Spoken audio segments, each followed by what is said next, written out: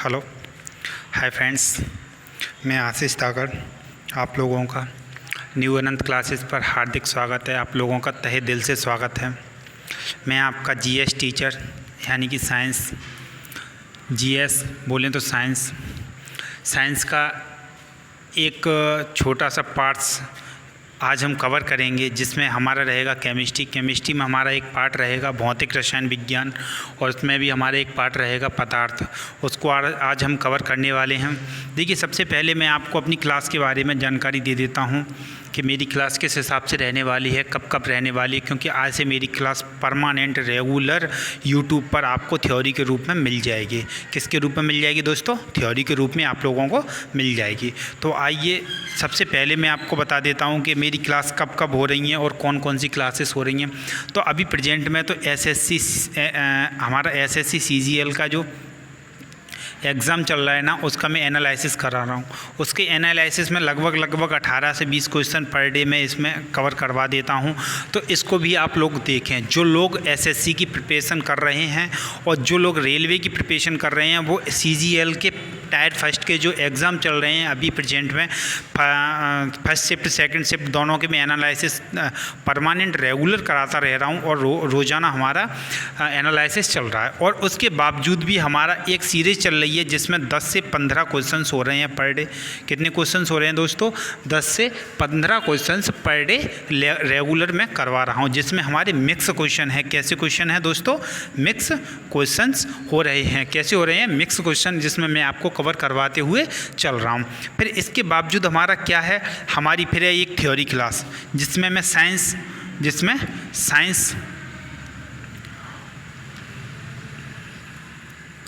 Science पढ़ा रहा हूँ। साइंस में मैं आज से स्टार्ट कर रहा हूँ। जो क्लास हमारी है इसके बारे में अभी बता रहा हूँ, यानी कि ये मेरी लास्ट क्लास है।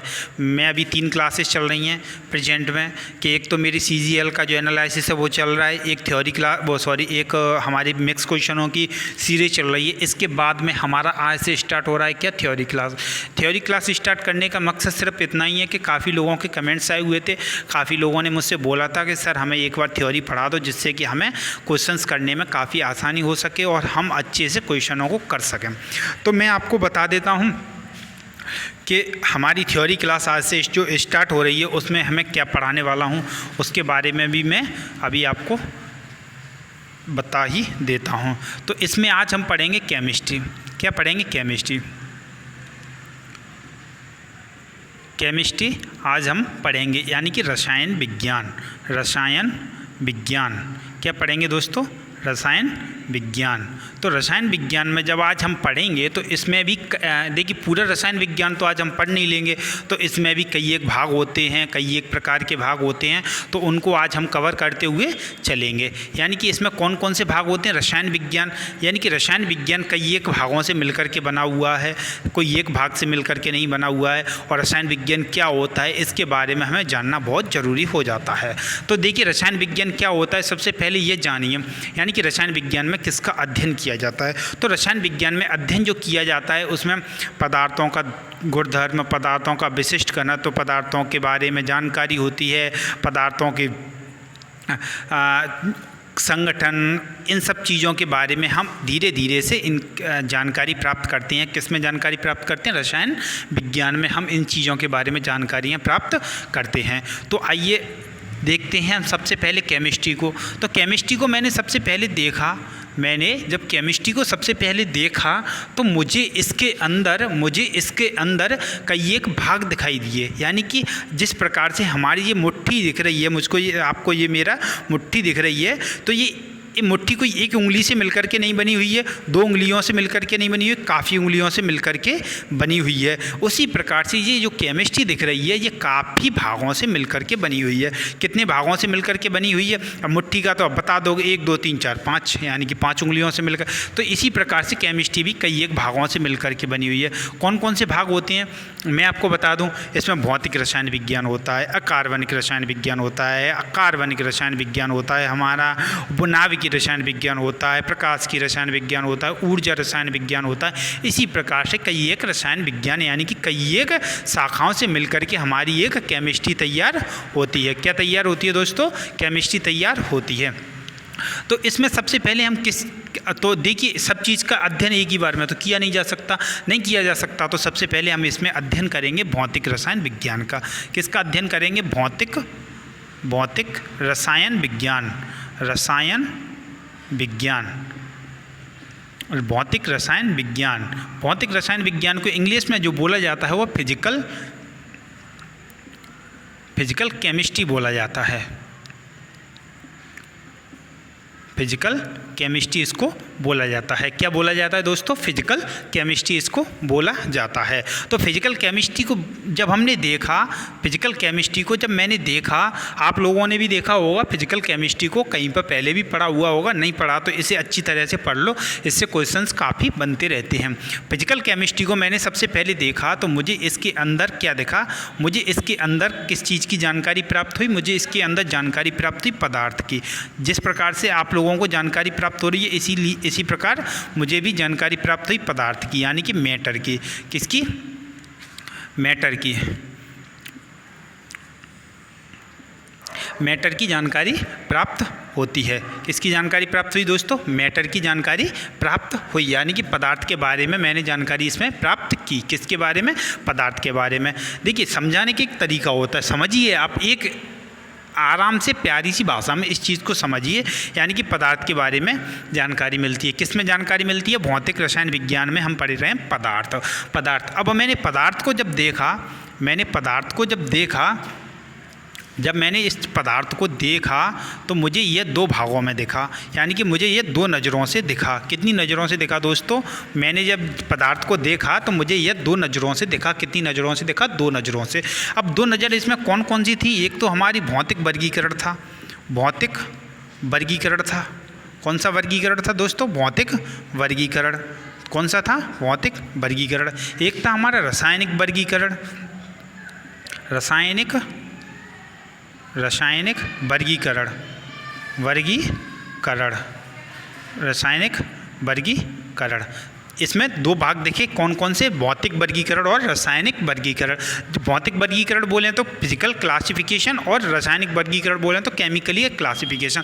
यानी कि पदार्थ को हम दो भागों से अध्ययन कर सकते हैं, दो तरीके से इसका अध्ययन कर रहे हैं। कौन कौन से? फिजिकल क्लासिफिकेशन और केमिकली क्लासिफिकेशन। जब मैंने फिजिकल क्लासिफिकेशन को देखा तो इसमें भी मुझे कितने भाग दिखे दोस्तों? 5 भाग मुझे दिखे। कितने भाग दिखे मुझे इसमें? 5 भाग दिखे। कितने भाग दिखे मुझे इसमें? 5 भाग दिख रहे हैं। 5 भाग दिख रहे हैं। आपने जब पहली बार इसको पढ़ा होगा तो 3 भाग दिख रहे होंगे आपको। कितने भाग दिख रहे होंगे इसमें? 3 भाग दिख रहे होंगे। लेकिन मैं एक्चुअली बता दूं, इसमें 5 भाग होते हैं, यानी कि भौतिक वर्गीकरण 5 भागों से मिलकर के बना हुआ होता है। यानी कि इसको बोलते हैं पदार्थ की अवस्था। पदार्थ की अवस्था बोला जाता है इनको, अवस्था। पदार्थ की अवस्था बोला जाता है। इसमें कौन कौन सा होता है? हमारा ठोस होता है, एक द्रव होता है, एक गैस होता है, एक प्लाज्मा होता है और एक होता है हमारा बीओसी। क्या होता है दोस्तों? बीओसी। यानी कि एक हमारा सॉलिड होता है, एक लिक्विड होता है, एक हमारा गैस होता है और एक हमारा प्लाज्मा होता है, बीओसी होता है। बोलें तो इसकी फुल फॉर्म होती है बॉस आइंस्टाइन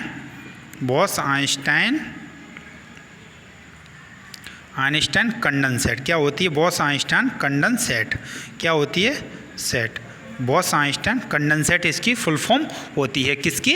बीओसी की फुल फॉर्म क्या होती है? Boss Einstein condensate. जब मैंने ठोस को, द्रव को, गैस को, प्लाज्मा, बीओसी इनको देखा तो इसको किस में देखा मैंने? Physically classification. किस में? भौतिक वर्गीकरण में। किस में देखा? भौतिक वर्गीकरण में। जब मैंने इसको देखा तो सबसे पहले मैंने ठोस को देखा, तो मैं ठोस को उठा करके यहाँ लेकर के आया। मैंने बोला तू इधर आ। मैंने ठोस से बोला कि तू इधर आ, बाहर निकल के आ, तेरे अंदर देखते हैं क्या क्या है। तेरे अंदर देखा जाएगा कि क्या क्या है, तू कैसा है, इसके बारे में देखा। तो मैंने ठोस को जब देखा, ठोस यानी कि सॉलिड, जब मैंने सॉलिड को देखा तो इसका मुझे क्या देखा? इसका इसका आयतन और इसकी आकृति कैसी दिखी मुझे? आकृति निश्चित दिखी। कैसी दिखी दोस्तों? निश्चित दिखी। इसका आकार, आयतन, आकृति तीनों चीज़ मुझे कैसी दिखी? निश्चित दिखी। नंबर 2 इसमें पॉइंट आता है हमारा, इसमें संपीड़न, जो संपीड़न होता है वह नहीं होता। क्या नहीं होता? नहीं होता। क्या नहीं होता? संपीड़न नहीं होता। नंबर 3 इसमें क्या आता है? अंतर आणविक बल, अंतर आणविक बल, आणविक बल जो इंटरमॉलिक्यूलर बॉन्ड होता है, जो इंटरमॉलिक्यूलर बॉन्ड होता है इसमें काफ़ी प्रबल होता है। कैसा होता है? काफ़ी प्रबल होता है। इसमें इंटरमॉलिक्यूलर जो बॉन्ड होता है वो काफ़ी प्रबल होता है और इसमें संपीड़न नहीं होता। क्या नहीं होता इसमें दोस्तों? संपीड़न नहीं होता। नंबर 4 इसमें पॉइंट आता है हमारा, चौथा पॉइंट आता है लागू बल के तहत, लागू बल के तहत तोड़ा जा सकता है। जब किसी ठोस पदार्थ को तोड़ना हो तो उसे लागू बल के तहत तोड़ा जा सकता है। अब आइए इसको प्रैक्टिकली समझते हैं। प्रैक्टिकली कैसे समझते हैं? जब ये मेरे पास एक ठोस पदार्थ है, यानी कि एक पत्थर का टुकड़ा है मेरे पास। क्या है दोस्तों? ये एक पत्थर का टुकड़ा है, या मेरे पास एक पत्थर का टुकड़ा है। देखिए हर एक पदार्थ अणुओं से मिलकर के बना होता है। किससे मिलकर के बना होता है? अणुओं से मिलकर के। हर एक पदार्थ जो बना होता है वो अणुओं से मिलकर के बना होता है। चाहे वो गैस हो, द्रव हो, प्लाज्मा हो, बीओसी हो, कुछ भी हो, ठोस हो, कुछ भी हो, वो सब किससे मिलकर के बना होता है? अणु। और अणु किससे मिलकर के बने होते हैं? परमाणुओं से। अब मान लीजिए कि यह एक अणु है, यह एक अणु है, मेरे पास 2 अणु हैं। क्या है? 2 अणु हैं, मेरे पास 2 अणु हैं। तो इनके बीच में जो बंध बन रहा है वह इंटरमॉलिक्यूलर बॉन्ड, यानी कि अंतर आणविक बंध होता है। कैसा बंध होता है? इनके बीच में अंतर आणविक बंध होता है, इंटरमॉलिक्यूलर बॉन्ड होता है, जिसके कारण यह काफ़ी प्रबल होता है, काफ़ी मजबूत होता है, जिससे कि यह बिल्कुल ऐसे जकड़े हुए रहते हैं, एक दूसरे को पकड़े हुए रहते हैं, जिससे कि छूट नहीं जाए। इनकी फैमिली में काफ़ी कॉन्टैक्ट अच्छा है, यानी कि एक दूसरे से दूर नहीं भाग रहे हैं, कोई लड़ाई झगड़े नहीं है, इसलिए इनकी फैमिली आपस में बहुत अच्छी तरीके से रह रही है। अब इसके बाद में आता है संपीड़न। क्या आता है दोस्तों? संपीड़न। इसमें संपीड़न नहीं होता। इसमें संपीड़न नहीं होता। क्यों नहीं होता? क्योंकि इनके अणु हैं वो काफ़ी पास पास हैं। इस प्रकार से ये जो 2 अणु, इसको एक अणु समझ लो, इसको एक अणु समझ लो, ये अणु इस प्रकार से हैं। अब इनको और दबाओगे तो क्या ये दब सकते हैं? नहीं दब सकते। क्या नहीं हो सकते? ये और दब नहीं सकते हैं। इसी प्रकार से ये और नहीं दब सकती हैं, तो इनका आकार, आयतन, आकृति तीनों चीज़ निश्चित होती हैं।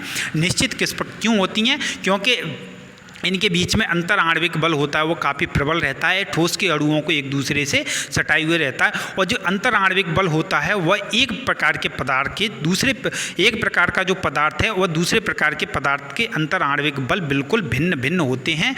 यानी कि ठोस के भिन्न होंगे और द्रव के भी अलग हो जाते हैं। यानी कि ठोस के कुछ अलग होते हैं और द्रव के कुछ अलग होते हैं। इस प्रकार से ये एक दूसरे से आपस में क्रिया नहीं करते। अगर एक जैसे होते तो समझो कि अगर आपके और आपके पड़ोसी दोनों अगर एक जैसी सेम शक्ल के होते तो आपके बच्चे उसके घर में नहीं पहुंच जाते और उसके बच्चे आपके घर में ट्रांसफ़र हो जाता। किसी भी चीज़ का ट्रांसफ़र हो सकता अगर एक जैसी शक्ल होती तो। इसी प्रकार से भगवान ने भी इनको जब बनाया था, भगवान के साइंस के हिसाब से चलते हैं, तो जब इसको ये जो ठोस होते हैं, द्रव होते हैं, गैस होते हैं, तो ये एक दूसरे से इसके अंतर आणविक बल काफ़ी भिन्न भिन्न होते हैं, जिससे कि एक दूसरे को दूसरे से क्रिया न कर सकें। अब नंबर 2 आता है हमारा द्रव आता है। द्रव बोलें तो लिक्विड, ठीक है। इसमें लिक्विड आता है। जब मैंने लिक्विड को देखा, इसका आकार अनिश्चित रहता है। कैसा? अनिश्चित रहता है और आयतन, इसका आयतन निश्चित रहता है। कैसा रहता है दोस्तों?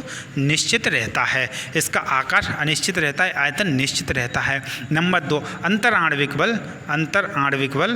आणविक जो बल होता है वह ठोस की अपेक्षा कम प्रबल होता है। ठोस की अपेक्षा कम प्रबल होता है। कैसा होता है? ठोस की अपेक्षा कम प्रबल होता है। और संपीड़न की तो इसमें बात करते ही नहीं हैं। क्यों नहीं करते इसमें संपीड़न की बात? एक्चुअली में मैं बताऊं आपको प्रैक्टिकली, तो इसमें संपीड़न होता है जब आप एमएससी या बीएससी कोई अच्छी यूनिवर्सिटी से करोगे, तो जब आपको इन चीज़ों के बारे में बताया जाएगा, डीपली पढ़ाया जाता है कि इनके बीच में जो संपीड़न होता है वह बिल्कुल नाम के बराबर होता है, बहुत ही कम मात्रा में होता है, हल्का सा संपीड़न होता है, जितना कि आप महसूस नहीं कर सकते, जिसको सिर्फ माइक्रोस्कोप या कुछ प्रैक्टिकली चीज़ों से वैज्ञानिक ही इनका पता लगा सकते हैं।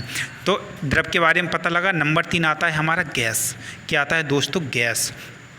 गैस आता है। तो आपने ठोस और द्रव दोनों पढ़ लिए, तो इसको मैं साफ़ कर देता हूँ। क्या कर देता हूँ? इसको साफ़ कर देता हूँ, जिससे कि आप गैस को अच्छी तरीके से पहचान सको, क्योंकि पहचानना ही ज़रूरी होता है। गैस यह तो एक आवारा है, यह तो एक आवारा पदार्थ होता है। कैसा पदार्थ होता है दोस्तों? आवारा पदार्थ होता है। अब आवारा पदार्थ किस प्रकार से होता है? यानी कि इसके जो अणु होते हैं, इसका आकार, सॉरी, सबसे पहले देखते हैं इसका आकार, आयतन अनिश्चित रहता है। कैसा होता है? अनिश्चित रहता है। नंबर 2, संपीड़न बहुत होता है। संपीड़न बहुत होता है। और नंबर 3 इसमें आता है कि आणविक बल कम प्रबल होते हैं, बहुत कम प्रबल होते हैं। देखिए, राइटिंग पर मत जाइए, मैं आपको एक उस हिसाब से समझा देता हूँ। पहले लिखने के लिए तो मैंने संपीड़न बहुत कम होता है, ये ठोस में मैंने अच्छी तरीके से आपको बता दिया है, लेकिन यहाँ पर मैं आपको बता देता हूँ। तो इसमें आकार और आयतन एक अनिश्चित रहता है। आकार और आयतन क्यों अनिश्चित रहता है, इसके बारे में सबसे पहले जानकारी प्राप्त कीजिए। यानी कि मेरे पास क्या है, एक सिलेंडर है। देखिए, सिलेंडर तो इसको ये सिलेंडर जैसा तो नहीं है, लेकिन बता देता हूँ। ये सिलेंडर है, इसमें क्या भरा हुआ है? गैस भरी हुई है। अभी कितनी गैस भरी हुई है? नॉर्मल टेम्परेचर पर, यानी कि इसमें कुछ संपीड़न के, बगैर संपीड़न के इसमें गैस मैंने भर दी। इसमें बगैर संपीड़न की गैस भर दी, तो इस प्रकार से भरी हुई है। अब मैंने इसमें एक पिस्टन लगाया। पिस्टन वो वाला पिस्टन नहीं, हाँ वो वाला पिस्टन नहीं, इसमें पिस्टन लगाया। जब मैंने इसमें पिस्टन लगाया, तो पिस्टन क्या होता है? वैज्ञानिकी एक उपकरण होता है जो कि दाब लगाने के लिए यूज़ में आता है। तो इसमें मैंने जब पिस्टन से दाब लगाया, तो इसके जो अणु हैं वो काफ़ी दूर दूर घूम रहे थे, जो पास में ला करके इनको मैंने तली में बिठा दिया, और ऊपर रास्ता खाली हो गया। अब ऊपर रास्ता खाली हो गया, इसमें और गैस हम भर सकते हैं। अब ये ऐसा क्यों होता है? ऐसा क्यों होता है कि ये आवारा होते हैं? क्यों होता है ऐसा आवारा होते हैं? क्योंकि इनके बीच में आणविक बल बहुत कम प्रबल होता है। यानी कि इनकी फैमिली के अंदर जो रिलेशनशिप है वो बहुत अच्छी नहीं है, अच्छी रिलेशनशिप नहीं है, इसलिए इनकी फैमिली काफ़ी इधर उधर घूम रही है। तो आइए, अब इसमें संपीड़न बहुत होता है। संपीड़न कैसे होता है? इसी को संपीड़न बोला जाता है। देखिए, अभी ये ठोस है मेरे पास में, ये ठोस है। जब मैं इसको दबाऊंगा तो ये दब सकता है? नहीं दब सकता ना। ईंट का पत्थर या किसी ऐसी ठोस वस्तु को अगर आप दबाओगे तो नहीं दब सकती, क्योंकि उसके अणु बिल्कुल पास हैं। पहले से उनके अणुओं में कोई जगह नहीं है जो कि आप उसको दबा सकते हो। लेकिन गैस और द्रव के अणुओं में हल्की सी जगह होती है, इसलिए उसमें संपीड़न की बात अभी इस लेवल पर की नहीं जाती, जो कि एमएससी वगैरह के कोर्स में इस चीज़ के बारे में पढ़ाया जाता है। और गैस की अणु काफ़ी दूर रहते हैं, इसलिए इसमें संपीड़न बहुत अधिक होता है। क्या होता है? संपीड़न इसमें बहुत अधिक हो जाता है। ठीक है, अब इसके बारे में आपने जान लिया, आकार, आकृति, तीनों चीज़ जान ली। अब देखते हैं, अब नेक्स्ट बात आती है इसमें, क्या आती है? प्लाज्मा। क्या बात आती है? नेक्स्ट बात आती है इसमें प्लाज्मा। इसको गैस को मैं साफ़ कर देता हूँ। गैस को क्या कर देता हूँ? साफ़ कर देता हूँ। तो इसमें नेक्स्ट बात आती है प्लाज्मा। तो प्लाज्मा क्या होता है, इसके बारे में अभी आप जानो। प्लाज्मा क्या होता है और बीओसी क्या होता है। अभी तक आपने ठोस, द्रव और गैस 3 ही पढ़े थे। भौतिक वर्गीकरण के अंदर यानी कि पदार्थ की 3 अवस्थाएं होती हैं, ऐसा आपने पढ़ा हुआ होगा। लेकिन मैं कहता हूं कि पदार्थ की 5 अवस्थाएं होती हैं। ये 2 अवस्थाएं बताने का मकसद सिर्फ इतना ही है कि एसएससी सीजीएल और एसएससी सीएचएसएल के एग्ज़ाम में इनके बारे में पूछा गया है, इसलिए मैं आपको बता रहा हूँ। तो प्लाज्मा, अब प्लाज्मा के बारे में देखते हैं। आपने नियॉन का बल्ब या फ्लोरीसेट का बल्ब, किसका?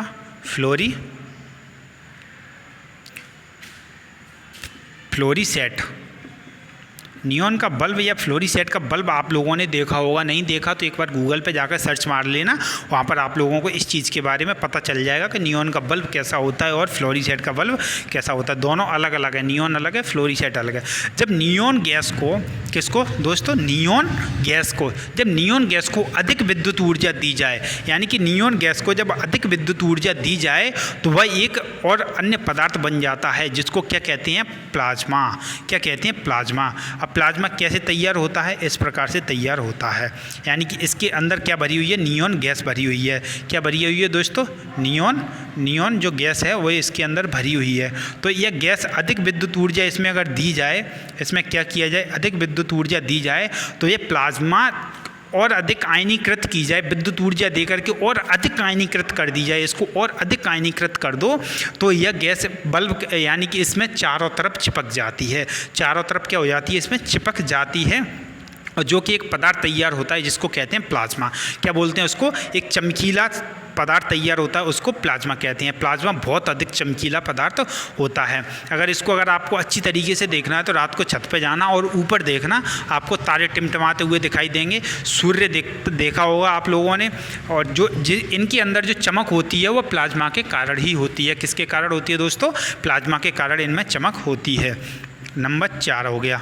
अब नंबर 5 आता है अपना BOC। क्या आता है BOC, यानी कि बॉस आइंस्टाइन कंडेंसेट। क्या आता है, बॉस आइंस्टाइन कंडेंसेट आता है। अब इसकी खोज किसने की थी, जो BOC होता है इसकी खोज सत्येंद्र नाथ बोस किसने की थी दोस्तों, सत्येंद्र नाथ बोस। यह कौन थे, नाम से ही क्लियर हो रहा होगा। किससे क्लियर हो रहा होगा, नाम से क्लियर आप लोगों को हो रहा होगा कि यह भारतीय मूल के वैज्ञानिक थे। भारतीय मूल के वैज्ञानिक थे। भारतीय मूल के जो वैज्ञानिक थे कौन, सत्येंद्र नाथ बोस जी थे, वो भारतीय मूल के वैज्ञानिक थे। इन्होंने सबसे पहले BOC के बारे में पता लगाया। किसके बारे में दोस्तों, BOC के बारे में पता लगाया। फिर इसके बाद पता लगाने के बाद में इनकी एक कहानी है कि इन्होंने पता लगाने के बाद में आइंस्टाइन को बताया। आइंस्टाइन ने फिर इनका और अच्छी तरीके से अध्ययन करके इस चीज़ के बारे में और लोगों के सामने किताबों में लेकर के आए, इसलिए इनका नाम पड़ा बॉस आइंस्टाइन कंडेंसेट, यानी कि BOC। क्या नाम पड़ा इसका, बॉस आइंस्टाइन कंडेंसेट। क्या नाम पड़ा दोस्तों, बॉस आइंस्टाइन कंडेंसेट, इसका नाम पड़ गया। इसलिए इसको कहते हैं सत्येंद्र नाथ बोस को लेकर के यहाँ पे बॉस आइंस्टाइन कंडेंसेट बना दिया गया था। तो यहाँ पर हमारा यह भौतिक रासायनिक वर्गीकरण जो है, हमारा भौतिक वर्गीकरण जो है हमारा आज ख़त्म होता है। तो हम नेक्स्ट टॉपिक हमारा किसका रहेगा, नेक्स्ट टॉपिक में हमारा हम क्या पढ़ने वाले हैं, तो इसको मैं अभी साफ कर देता हूँ, आपको थोड़ा बता दूँ, नेक्स्ट वीडियो के बारे में जानकारी दे दूं, जिससे कि आप लोगों को पता लग सके कि क्या हम पढ़ने वाले हैं। तो रासायनिक वर्गीकरण, नेक्स्ट टॉपिक हमारा क्या रहेगा, रासायनिक वर्गीकरण। पदार्थ को देख रहे थे, अभी हम पदार्थ को ही पढ़ रहे हैं। जो मैं सोचना कि और कुछ, अभी हम पदार्थ को ही पढ़ रहे हैं, जिसमें भौतिक रसायन विज्ञान में यानी फिजिकल केमिस्ट्री में पदार्थ मैटर को ही पढ़ रहे हैं। मैटर में अभी हमने कंप्लीट किया है भौतिक वर्गीकरण। अब आता है मैटर को दो हिसाबों से देखा जा सकता है। कितने, मैटर को 2 आंखों से देखा जा रहा था, यानी कि 2 नज़रों से इसको देखा जा रहा था। एक था भौतिक वर्गीकरण, एक था रासायनिक वर्गीकरण। कितनी नज़रों से, 2 नज़रों से। इसमें से भौतिक वर्गीकरण कंप्लीट कर लिया। इसमें भौतिक अवस्थाएं थी, यानी कि पदार्थ की अवस्थाओं के बारे में बताया था, कितने प्रकार के पदार्थ होते हैं। पदार्थ 5 प्रकार के होते हैं, जिनके बारे में मैंने आपको अभी डिटेल में सारी चीज़ें बता दी हैं। अब रासायनिक वर्गीकरण को हम देखते हैं तो इसमें भी 2 पदार्थ होते हैं, 2 भाग होते हैं। इसमें कितने भाग होते हैं, 2 भाग होते हैं। शुद्ध होता है, एक मिश्रण होता है। शुद्ध पदार्थ कौन कौन से होते हैं, मिश्रण कौन कौन से होते हैं, इसके बारे में जानकारी लेंगे। किसमें, रासायनिक वर्गीकरण में, यानी कि रासायनिक तरीके से पदार्थ को देखा जाएगा। यानी कि तत्व होता है, यौगिक होता है, समांगी मिश्रण, विषमांगी मिश्रण, धात्विक अधात्विक, कार्बनिक अकार्बनिक, इसके बारे में हम कब पढ़ेंगे, नेक्स्ट टॉपिक में, यानी कि नेक्स्ट वीडियो में पढ़ेंगे। अगर आपको यह वीडियो अच्छी लगी हो, अगर आपको कुछ अच्छा समझ में आया हो, तो वीडियो को लाइक, शेयर और सब्सक्राइब करना, चैनल को सब्सक्राइब करना। मेरा चैनल न्यू अनंत क्लासेस के नाम से है, चैनल को सब्सक्राइब करना। और मिलती है नेक्स्ट वीडियो, यानी कि न्यू अनंत क्लासेस में, इसी में हमारी नेक्स्ट वीडियो आ जाएगी, तो जिसमें रहेगा हमारा भौतिक वर्गीकरण, जो कि कल आ जाएगी। तो थैंक यू जब तक के लिए। Okay, love you, take care, bye bye.